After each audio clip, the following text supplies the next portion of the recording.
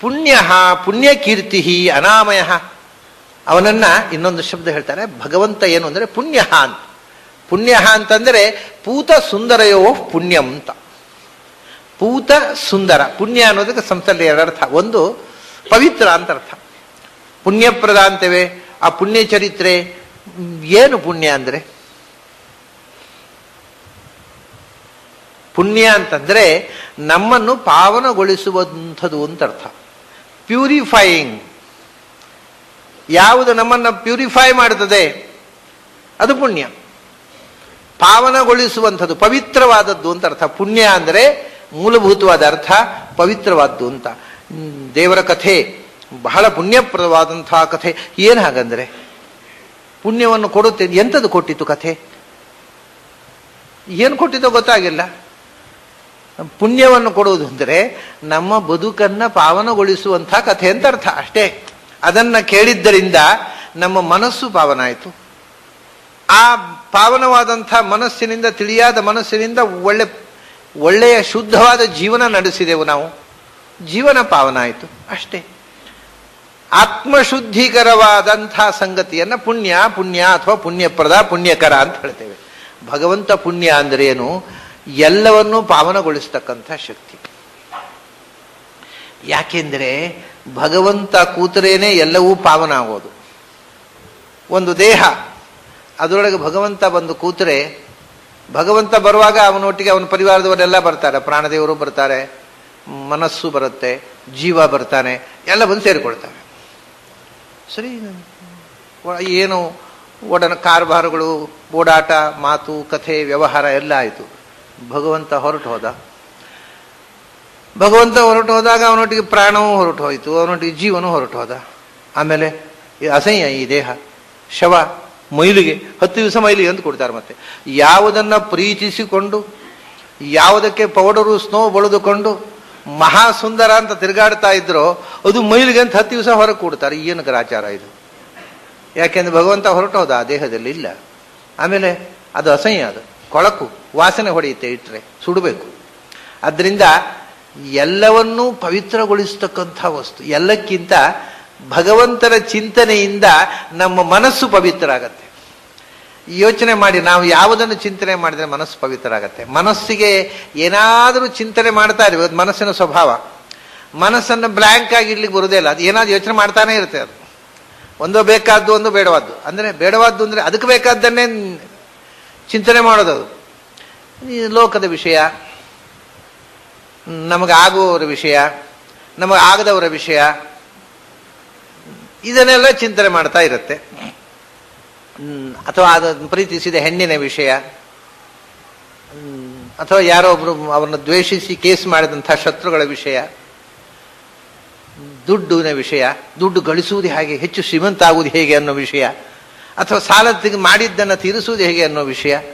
ಅದು ದೊಡ್ಡ ಬಂಗಲೆ ಕಟ್ಟಬೇಕು, ಕಾರು ತಗೊಳ್ಬೇಕು, ಇದೇ ಅಲ್ಲ ಮನಸ್ಸು ಚಿಂತನೆ ಮಾಡುವಂಥ ಸಂಗತಿಗಳು ಸುಮಾರಾಗಿ. ಅಂದರೆ ಮಟೀರಿಯಲ್ ವೆಲ್ತಿನ ಬಗ್ಗೆ ಮನಸ್ಸು ಯೋಚನೆ ಮಾಡ್ತಾ ಇರುತ್ತದೆ. ಇದು ಮಾಡ್ತಾ ಮಾಡ್ತಾ ಮಾಡ್ತಾ ಮನಸ್ಸು ಗೊಂದಲಕ್ಕೊಳಗಾಗತ್ತೆ, ನಿರಾಶೆಗೊಳಗಾಗತ್ತೆ. ಯಾಕಂದ್ರೆ ಇದನ್ನು ಬಯಸುತ್ತೆ, ಬಯಸಿದ್ದು ಸಿಗೋಲ್ಲ, ಸಿಗದೇ ಇದ್ದಾಗ ಚಿಂತೆ, ಮತ್ತಷ್ಟು ಚಿಂತೆ, ಮತ್ತಷ್ಟು ಮಾನಸಿಕವಾದಂಥ ಗೊಂದಲ, ದುಃಖ, ಡಿಸಪಾಯಿಂಟ್ಮೆಂಟು. ಇದೇ ಮನಸ್ಸು ಅಪವಿತ್ರ ಆಗೋದು ಅಂದರೆ ಇದೆ. ಮನಸ್ಸು ಗೊಂದಲಕ್ಕೊಳಗಾಗೋದು, ಡಿಸಪಾಯಿಂಟೆಡ್, ದುಃಖ, ಗೊಂದಲ, ಕನ್ಫ್ಯೂಷನ್ಸ್, ನಿರಾಶೆ, ಇದಕ್ಕೆ ಒಳಗಾಗೋದು. ಅದೇ ಭಗವಂತನ ಬಗ್ಗೆ ಚಿಂತನೆ ಮಾಡ್ತಕ್ಕ ಮನುಷ್ಯ ಇರ್ತಾನಲ್ಲ, ಜಸ್ಟ್ ಯೋಚನೆ ಮಾಡಿ, ಭಗವಂತನನ್ನು ಮನಸ್ಸಿಗೆ ಎಂಗೇಜ್ ಮಾಡಿಬಿಡೋದು, ಭಗವಂತನ ಬಗ್ಗೆ ಯೋಚನೆ ಮಾಡಲಿಕ್ಕೆ. ಆವಾಗ ಮನಸ್ಸಿಗೆ ದುಃಖ ಇಲ್ಲ. ಭಗವಂತನ ಚಿಂತನೆ ಇರುವಷ್ಟು ಕಾಲ ದುಃಖ ಆಗೋದಿಲ್ಲ. ಆಮೇಲೆ ಇವತ್ತು ಸಾಕು, ಇಡೀ ದಿವಸ ದೇವರ ಯೋಚನೆ ಮಾಡಿದ್ರೆ ಹೊಟ್ಟೆ ತುಂಬುವುದು ಬೇಡವಾ, ಸಾಕು, ನಾವೇ ಅದನ್ನು ಬ್ಲಾಕ್ ಮಾಡಿಬಿಡ್ತೀವಿ. ಇವತ್ತು ನಿನ್ನ ಬೇರೆ ವಿಷಯ ಯೋಚನೆ ಮಾಡೋಣ, ಶುರುವಾಯಿತು ತಲೆ ಬಿಸಿ. ಬೇರೆ ವಿಷಯ ಯೋಚನೆ ಮಾಡಿದ ತಕ್ಷಣ ಪ್ರಾಬ್ಲಮ್ಸ್. ಅಂದರೆ ಪ್ರಾಬ್ಲಮ್ ಇಲ್ಲದೆ ಮನಸ್ಸು ನೆಮ್ಮದಿಯಿಂದ ಇರುವುದು ಭಗವಂತನ ಚಿಂತನೆಯಲ್ಲಿ ತೊಡಗಿದಾಗ ಮಾತ್ರ. ಅದೇ ಪಾವಿತ್ರ್ಯ. ಅಂದರೆ ಪವಿತ್ರ, ಪ್ಯೂರ್. ಯಾವತ್ತು ನಾವು ಮಟೀರಿಯಲ್ ವೆಲ್ತಿನ ಬಗ್ಗೆ ಯೋಚನೆ, ದೆನ್ ಮೈಂಡ್ ಬಿಕಮ್ಸ್ ಇಂಪ್ಯೂರ್. ಭಗವಂತನ ಚಿಂತನೆ ತೊಡಗಿದ ಪವಿತ್ರ, ಸ್ವಚ್ಛ, ಯಾವ ಲೇಪವೂ ಇಲ್ಲ, ಯಾರ ಬಗ್ಗೆಯೂ ಕೆಟ್ಟ ಭಾವನೆ ಇಲ್ಲ. ಭಗವಂತನ ಚಿಂತನೆ ಮಾಡ್ತಾ ಕೂತಾಗ ನಮಗೆ ಆಗದವರ ಮೇಲೆ ದ್ವೇಷವೂ ಇಲ್ಲ, ಅಥವಾ ಆಗುವವರ ಮೇಲೆ ಓವರ್ ಅಟ್ಯಾಚ್ಮೆಂಟೂ ಇಲ್ಲ, ಏನಿಲ್ಲ, ನಿರಾಳ. ಈ ರೀತಿ ನಮ್ಮ ಮನಸ್ಸು ಸ್ವಚ್ಛವಾಗಬೇಕಾಗಿದ್ದರೆ ಮನಸ್ಸಿನೊಳಗೆ ಸ್ವಚ್ಛವಾದ ಸಂಗತಿಯನ್ನು ತುಂಬಬೇಕು. ನಮ್ಮ ಮನಸ್ಸನ್ನು ಸ್ವಚ್ಛಗೊಳಿಸುವ ಆ ಪವಿತ್ರ ಸಂಗತಿ ಯಾವುದು? ಪುಣ್ಯ. ಭಗವಂತ ಒಂದೇ. ಅದು ಭಗವಂತನ ಬಗ್ಗೆ ಯೋಚನೆ ಮಾಡು ಅಂದರೆ ಮನಸ್ಸು ನಿರಾಳವಾಗತ್ತೆ. ಬೇರೆ ಏನು ಚಿಂತನೆ ಮಾಡಿದರೂ ಟೆನ್ಷನ್. ಪುಣ್ಯ ಅನ್ನೋದಕ್ಕೆ ಇನ್ನೊಂದು ಅರ್ಥ ಇದೆ. ಒಂದು ಪವಿತ್ರ ಅಂತ, ಇನ್ನೊಂದು ಅರ್ಥ ಪುಣ್ಯ ಅಂದರೆ ಸುಂದರ ಅಂತ. ಬ್ಯೂಟಿಫುಲ್, ಚಾರ್ಮಿಂಗ್, ಬಹಳ ಅತ್ಯಂತ ಸುಂದರವಾದ ವಸ್ತು. ಅದು ಕೂಡ ಮನಸ್ಸನ್ನು ಸ್ವಚ್ಛಗೊಳಿಸುವಂಥದ್ದೇ. ಈ ಸೌಂದರ್ಯದ ಆಪೋಸಿಟ್ ಶಬ್ದ ಏನು ಹೇಳಿ? ಕೊಳಕು ಅಂತ. ಅದು ರೂಪ, ಕೊಳಕು ರೂಪ ಅಲ್ಲ, ಸುಂದರ ರೂಪ. ಸೌಂದರ್ಯ ಅನ್ನೋದು ಮನಸ್ಸಿಗೆ ಆಹ್ಲಾದವನ್ನು ಕೊಡುವಂಥದ್ದು. ಗುಲಾಬಿಯನ್ನು ನೋಡಿದರೆ ಮನಸ್ಸು ಅರಳುತ್ತೆ, ಗುಲಾಬಿ ಹಾಗೆ. ಯಾಕೆ? ಏನು ಕಾರಣ? ಅದರ ಆಕಾರ, ಅದರ ರೂಪ, ಅದರ ಚೆಲುವು, ಅದರ ಚಂದ. ಏನು ಚಂದರ್ಯ ಆ ಹೂ, ಅದರ ಪಕಳೆಗಳು, ಅದರ ಬಣ್ಣ, ಆ ಕೆಂಪು ಏನು ಚಂದ, ಆ ಪಕಳೆಗಳು ಏನು ಚಂದ. ಆದರೆ ಅದರ ಪಕ್ಕದಲ್ಲೇ ಇದ್ದ ಮುಳ್ಳು ನೋಡಿದ ಕೂಡಲೇ ಮನಸ್ಸು ಮುದುರಲಿ ಶುರುವಾಗುತ್ತೆ. ಅದು ಸೌಂದರ್ಯವನ್ನು ರೆಪ್ರೆಸೆಂಟ್ ಮಾಡೋದಿಲ್ಲ. ಗುಲಾಬಿ ನೋಡಿದಾಗ ಮನಸ್ಸು ಅರಳುತ್ತೆ, ಮುಳ್ಳನ್ನು ನೋಡಿದ ತಕ್ಷಣ ಮನಸ್ಸು ಮುದುಡುತ್ತೆ. ಜಾಲಿ ಗಿಡ, ಮುಳ್ಳಿನ ಗಿಡ, ಗುಲಾಬಿಯ ಗಿಡ ಹೂವೇ ಆಗೋದಿಲ್ಲ, ಬರೇ ಗಿಡ. ಅಯ್ಯೋ ದರಿದ್ರ, ಇದನ್ನು ಎಷ್ಟು ಗ್ರಾಫ್ಟಿಂಗ್ ಮಾಡಿಸಿದೆವು, ಗೊಬ್ಬರ ಹಾಕಿದೆವು, ಬರೇ ಮುಳ್ಳಾಗುತ್ತೆ ಸ್ವಾಮಿ, ಹೂವೇ ಆಗೋಲ್ಲ ಅಂತ ಸಿಟ್ಟು ಅದ್ರ ಮೇಲೆ. ಅಂದ ಯಾವುದು ಮನಸ್ಸನ್ನು ಅರಳಿಸುತ್ತೋ ಅದು ಸುಂದರವಾಗಿರ್ತದೆ. ಭಗವಂತನ ಮುಂದೆ ಮನಸ್ಸು ಹೂವಿನಂತೆ ಅರಳುತ್ತೆ. ಮನಸ್ಸಿಗೆ ಹೆಸರೇ ಆ ಅರಳೋ ಮನಸ್ಸು ಉಂಟಲ್ಲ, ಅದಕ್ಕೆ ಹೆಸರೇ ನೋಡಿ. ಹೂವಿಗೆ ಹೆಸರೇನು ಗೊತ್ತಾ? ಸಂಸ್ಥೆಯಲ್ಲಿ ಸುಮನಸ್ಸು ಅಂತ. ಸುಮನಸ್ಸು.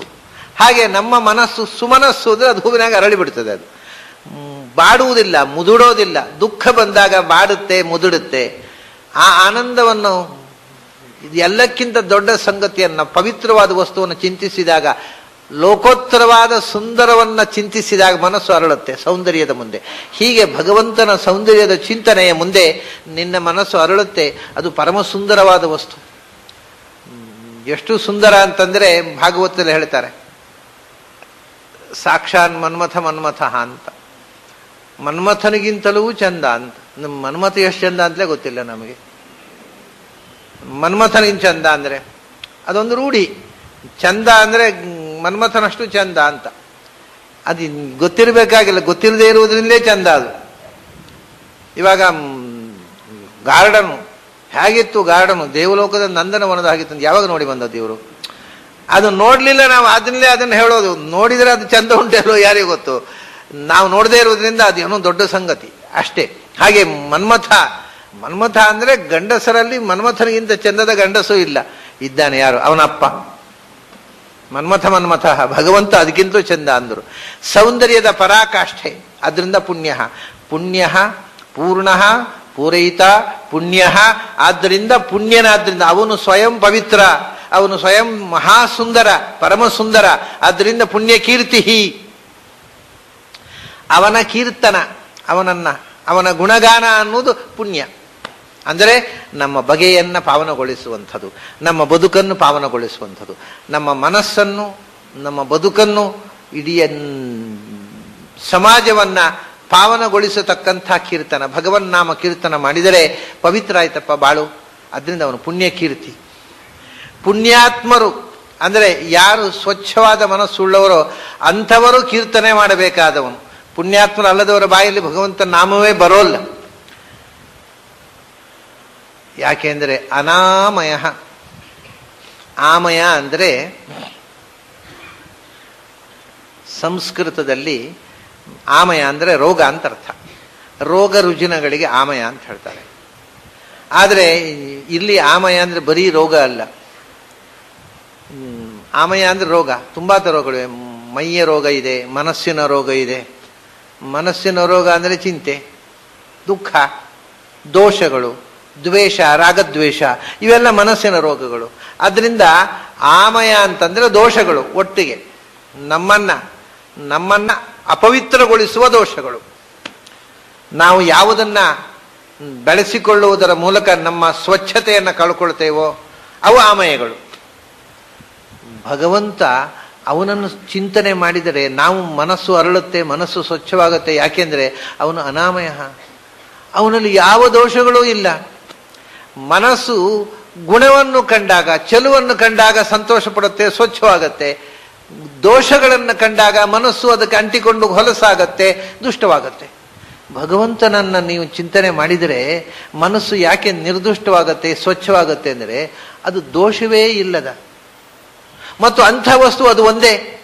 ಸರ್ವಾರಂಭಾಹಿ ದೋಷೇಣ ಧೂಮೇನ ಅಗ್ನಿರಿವಾವೃತ ಅಂತ ಕೃಷ್ಣ ಗೀತೆಯಲ್ಲಿ ಒಂದು ಮಾತಾಡ್ತಾರೆ. ಜಗತ್ತಿನಲ್ಲಿ ಯಾವುದೇ ಒಂದು ಕೆಲಸ ನಾವು ಹೇಳ್ತೇವಲ್ಲ, ಏನು ಮಾಡಿದ್ರು ಪರ್ಫೆಕ್ಟ್ ಆಗಿ ಮಾಡಬೇಕು ಅಂತ. ಪರ್ಫೆಕ್ಟ್ ಆಗಿ ಮಾಡೋದು ಅಂದ್ರೆ ಏನು?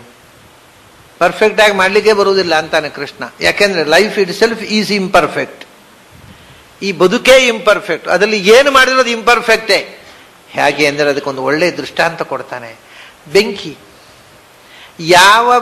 ಎಷ್ಟೇ ಒಳ್ಳೆಯ ಬೆಂಕಿ ಇರಲಿ, ಬೆಂಕಿ ಅಂತಂದ ಮೇಲೆ ಅದರ ಒಟ್ಟಿಗೆ ಒಂದು ಹೊಗೆ ಇದ್ದೇ ಇರುತ್ತೆ. ಹೊಗೆ ಕಮ್ಮಿ ಜಾಸ್ತಿ, ನೀವು ಹಸಿ ಕಟ್ಟಿಗೆ ಹಾಕಿದರೆ ಹೊಗೆ ಜಾಸ್ತಿ, ಬೆಂಕಿ ಕಡಿಮೆ. ಒಳ್ಳೆ ಒಣಗಿದ ಒಳ್ಳೆ ಗರಿಗರಿ ಕಟ್ಟಿಗೆ ಹಾಕಿದರೆ ಹೊಗೆ ಕಮ್ಮಿ, ಬೆಂಕಿ ಜಾಸ್ತಿ ಅಂತ ಹೊಗೆ ಉಂಟೇ ಉಂಟು. ಹೇಗೆ ಬೆಳಕಿನ ಜೊತೆಗೆ ಹೊಗೆ ಇದೆಯೋ ಹಾಗೆ ನಾವು ಮಾಡತಕ್ಕ ಎಲ್ಲ ಒಳ್ಳೆಯ ಕೆಲಸದ ಜೊತೆಗೆ ಒಂಚೂರು ಇಂಪರ್ಫೆಕ್ಷನ್ ಇರುತ್ತೆ. ಪರ್ಫೆಕ್ಟ್ ಆದ್ದನ್ನು ಮಾಡಬಲ್ಲವ ಪರ್ಫೆಕ್ಟ್ ಆದವನು ಮಾತ್ರ, ಅಂದ್ರೆ ಭಗವಂತ ಮಾತ್ರ. ನಾವು ಏನು ಮಾಡಿದ್ರೂ ಇಂಪರ್ಫೆಕ್ಷನ್ ಇದ್ದೇ ಇದೆ ಅಂತ. ಆದ್ರಿಂದ ನಮ್ಮ ಮನಸ್ಸು ಸ್ವಚ್ಛವಾಗಬೇಕಾಗಿದ್ದರೆ ಅದು ಪರ್ಫೆಕ್ಟಿನ ಕಡೆಗೆ ಹೋಗಬೇಕು. ಪರ್ಫೆಕ್ಷನ್ನ ಕಡೆಗೆ ಹೋಗುವ ಮೊದಲು ಪರ್ಫೆಕ್ಟಿನ ಕಡೆಗೆ ಹೋಗಬೇಕು. ನಾವು ಮೊದಲು ಪರ್ಫೆಕ್ಟ್ ಅನ್ನು ಗುರುತಿಸಿದ್ರೆ ನಮಗೆ ಪರ್ಫೆಕ್ಷನ್ ಅಂದ್ರೆ ಏನು ಅಂತ ಗೊತ್ತಾಗುತ್ತೆ. ಇಲ್ಲದಿದ್ರೆ ಈ ಇಂಪರ್ಫೆಕ್ಷನ್ ಅನ್ನೇ ಪರ್ಫೆಕ್ಷನ್ ಅಂತ ತಿಳ್ಕೊಂಡು ಇಲ್ಲೇ ಬಿದ್ದಿರ್ತೇವೆ. ಅದಕ್ಕೆ ಅನಾಮಯ, ಯಾವ ದೋಷಗಳು ಇಲ್ಲದ ಈ ಪರ್ಫೆಕ್ಟ್ ಆಗಿರತಕ್ಕ, ಪೂರ್ಣ ನಿರ್ದೋಷವಾಗಿರತಕ್ಕಂಥ ವಸ್ತು ಭಗವಂತ. ಅವನನ್ನು ಚಿಂತನೆ ಮಾಡಿದರೆ ನಿನ್ನ ಮನಸ್ಸಿಗೆ ದೋಷ ಹೇಗೆ ಅಂಟಿಕೊಳ್ಳುತ್ತೆ? ಯಾಕಂದ್ರೆ ನಾನು ದುಷ್ಟವಾದನ್ನು ಚಿಂತನೆ ಮಾಡಿದ್ದಲ್ಲ, ನಿರ್ದುಷ್ಟವಾದನ್ನು. ಹೀಗೆ ಆ ನಮ್ಮ ಮನಸ್ಸು ಭಗವಂತನ ಚಿಂತನೆಯಲ್ಲಿ ತೊಡಗಿದಾಗ ಏನಾಗಬೇಕು ಅದರ ಪೂರ್ಣ ಆವಿಷ್ಕಾರ ಅಲ್ಲಿದೆ. ಪೂರ್ಣ ಪೂರಯಿತ ಪುಣ್ಯ ಪುಣ್ಯಕೀರ್ತಿ ಅನಾಮಯ.